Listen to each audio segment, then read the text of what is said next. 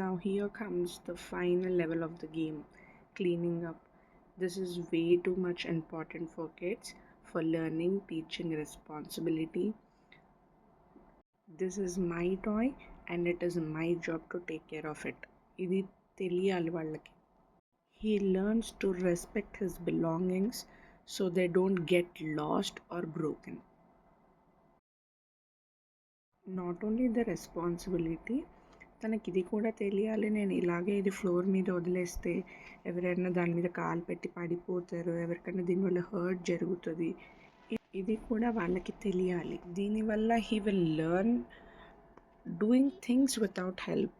ఇలా కౌంట్ చేసి పెట్టడం వల్ల he will know how many cards are there, so he'll make sure he's not losing them. Here bilateral coordination also works because he's holding each and every in one hand, he's picking up objects with the other hand. దీనివల్ల bilateral coordination కూడా పెరుగుతుంది.